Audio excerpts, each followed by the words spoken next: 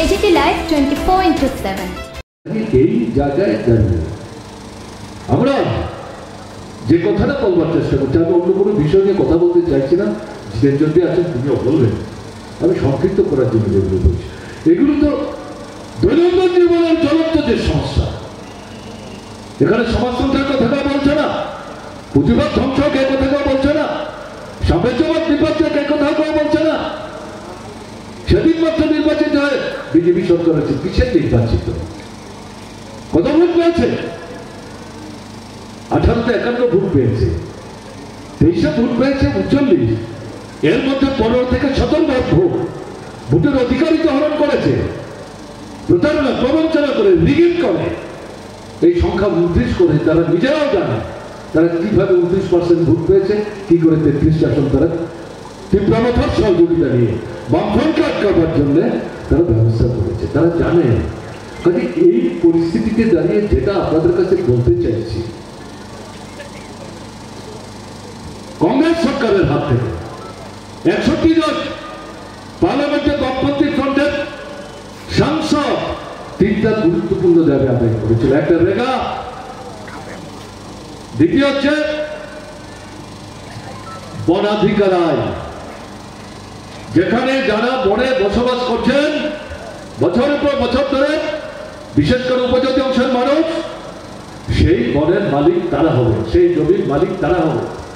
সীমানা নির্ধারণ করে দেওয়া, বিক্রি করতে পারবে না।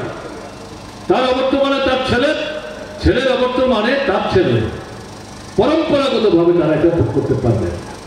তাদের জমির কেউ জবরদখল করতে পারবে না, সরকারও পারবে না। এবং এই জমি কোনো গুরুত্বপূর্ণ কাজে লাগাতে গেলে পর তাদের মতামত যদি থাকে, বিকল্প ব্যবস্থা করার পর তবে এই জমি নেওয়ার প্রশ্ন আসবে, না হবে না।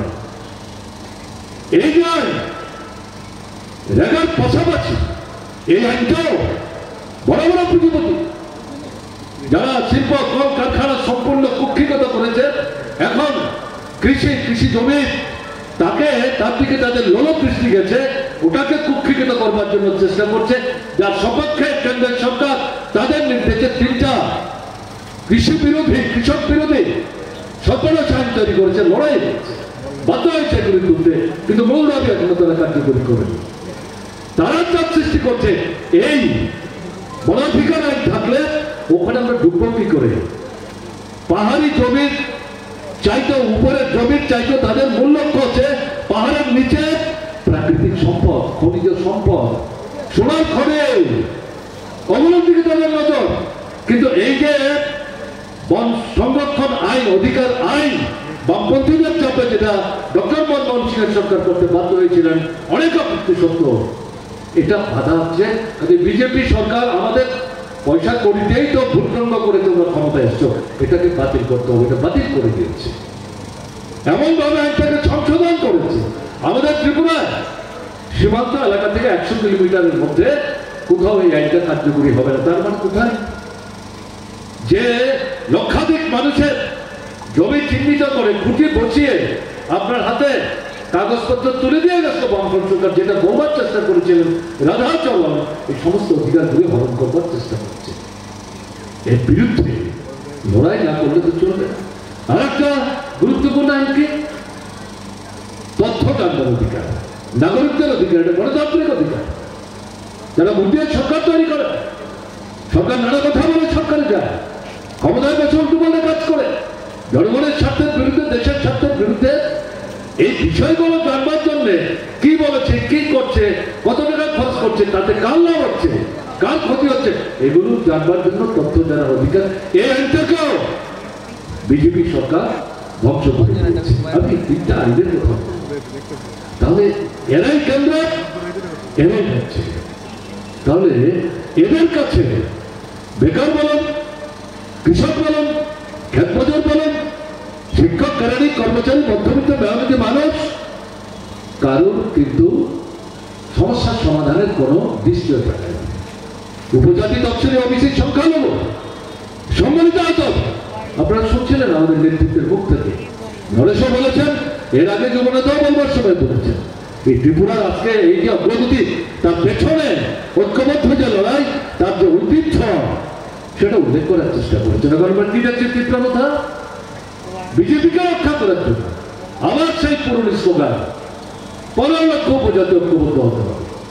তো তারা তো আপনাকে ভোট দিয়ে নির্বাচিত করেছেন, এডিসিও দিয়েছেন, 13 জন বিধায়কও দিয়েছেন, 19 ভাগ ভোটও দিয়েছেন এই উপজাতিদের জন্য।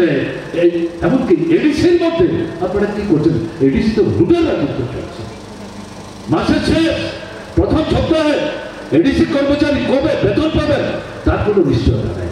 রাস্তাঘাট ভেঙে চলছে, স্কুলে মাস্টার নাই, কলেজে প্রিন্সিপাল নাই, সাবজেক্ট টিচার নাই, হাসপাতালে ডাক্তার কম, নার্স কম, প্যারামেডিক্স কম, সমস্ত ঔষধ একটা ছোট্ট অপারেশন হলে পর সুই সুতা গজ ব্যান্ডেজ সব কিনে দিতে হয়।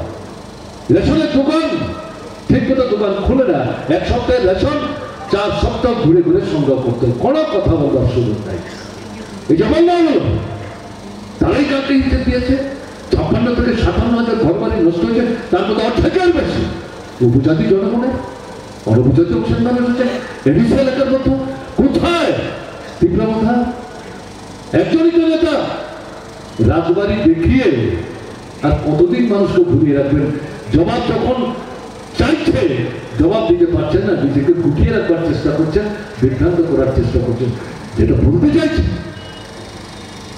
বিভ্রান্ত যে একটা অংশ হননি, ঘটনা তত না, জীবনের অভিজ্ঞতাই তো জীবনের শ্রেষ্ঠ শিক্ষক। এদের চেহারা উন্মোচিত হয়ে গেছে, উদ্ঘাটিত হয়ে গেছে।